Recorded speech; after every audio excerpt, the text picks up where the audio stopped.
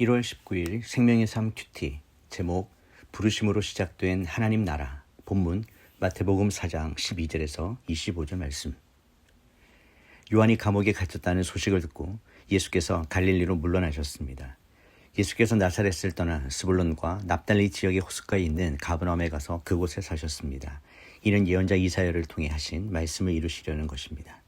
스불론 땅과 납달리 땅이여 호수로 가는 길목 요단강 건너편 이방 사람의 갈릴리여 어둠 가운데 살고 있는 백성이 큰 빛을 보았고 죽음의 그림자가 드리운 땅에 앉아있는 사람들에게 빛이 비쳤다. 그때부터 예수께서 말씀을 전파하기 시작하셨습니다. 회개하라, 하늘나라가 가까이 왔다. 예수께서 갈릴리 호수가를 거니시다가 두 형제 베드로라고 하는 시몬과 그 동생 안드레를 보셨습니다. 그들은 어부들로 호수에 그물을 던지고 있었습니다. 예수께서 말씀하셨습니다. 와서 나를 따라라. 내가 너희를 사람 낚는 어부로 삼을 것이다. 그러자 그들은 곧 그물을 버리고 예수를 따랐습니다. 예수께서 계속 더 가시다가 다른 두 형제를 만나셨습니다. 그들은 세베대의 아들 야고보와 그 동생 요한이었습니다. 그들은 아버지 세베대와 함께 배에서 그물을 손질하고 있었습니다. 예수께서 부르시자 그들은 곧 배와 아버지를 두고 예수를 따랐습니다. 예수께서 갈릴리 지역을 두루 다니시며 회당에서 가르치시고 복음을 전파하시며 사람들의 모든 질병과 아픈 곳을 고쳐주셨습니다. 예수에 대한 소문이 온 시리아에 퍼졌습니다. 그리하여 사람들이 병을 앓는 모든 사람들을 예수께 데리고 왔습니다. 그들은 온갖 질병과 고통으로 괴로움을 당하는 사람들, 귀신 들린 사람들, 간질병에 걸린 사람들, 중풍에 걸린 사람들이었습니다. 예수께서 그들을 고쳐주셨습니다. 그러자 갈릴리, 데가볼리, 예루살렘, 유대, 요단강 건너편 지역에서 온 수많은 사람들이 예수를 따랐습니다. 본문 요약입니다. 예수님께서는 요한이 잡혔다는 소식을 들으시고 갈릴리로 물러가십니다. 이는 이사야 선지자를 통해 예언된 말씀을 이루기 위함으로 어둠에 앉아있던 갈릴리 땅에 큰 빛이 비추게 됩니다. 예수님은 회개하라, 하늘나라가 가까이 왔다고 선포하시며 사역을 시작하십니다. 갈릴리 바닷가에서 시몬 베드로와 안드레, 야고보와 요한을 부르시며 나를 따라오라. 내가 너희를 사람을 낚는 어부가 되게 하겠다라고 말씀하십니다. 예수님은 갈릴리 전역을 다니시며 가르치고 복음을 선포하고 각종 병과 약한 것을 고치십니다. 그 소문이 사방으로 퍼지며 많은 무리가 예수님을 따르게 됩니다. 첫 번째 묵상입니다. 하나님 나라는 어둠 한가운데에서 시작됩니다.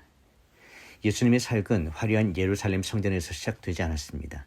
정치와 종교의 중심지가 아닌 변방이자 무시받던 갈릴리에서 시작되었습니다. 성경은 이곳을 이방의 갈릴리, 어둠에 앉은 백성이라 표현합니다. 사람들의 기대와는 달리 하나님 나라는 가장 낮고 어두운 자리에서 모습을 드러냅니다. 요한이 잡혔다는 소식은 사역의 위기처럼 보일 수 있습니다. 그러나 예수님은 그 사건을 피하거나 두려워하지 않으시고 하나님의 때로 받아들이십니다. 그리고 바로 그 자리에서 회개하라, 하늘나라가 가까이 왔다라고 선포하십니다.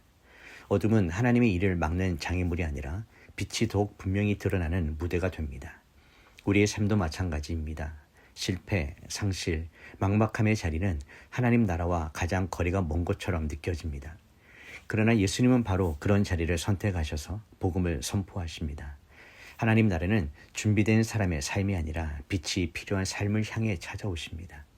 지금 내가 서 있는 자리가 어둡게 느껴진다면 그것이 바로 하나님께서 일하시기 시작하시는 자리일 수 있습니다. 예수님은 어둠을 피해 다니지 않으시고 어둠 속으로 들어오시는 분이십니다. 묵상 질문입니다. 지금 내 삶에서 어둠의 자리처럼 느껴지는 곳이 있습니까? 그 자리에서 하나님의 빛을 기대하고 있습니까?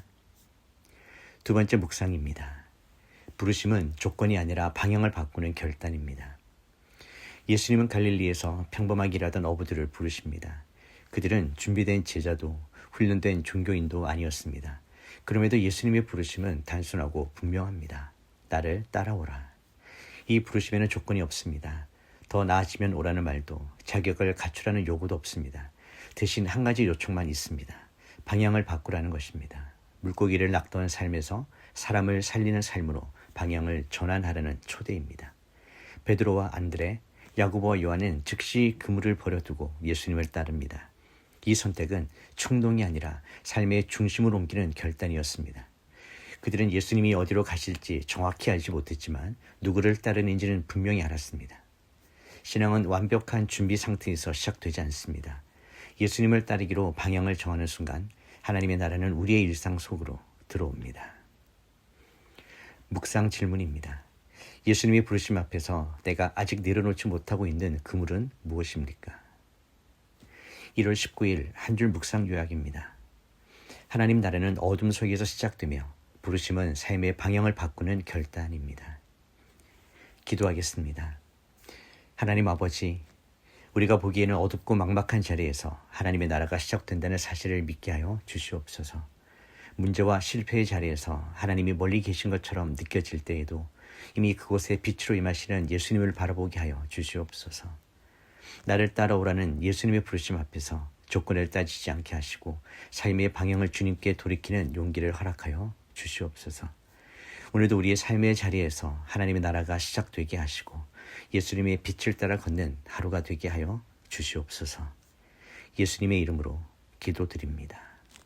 아멘.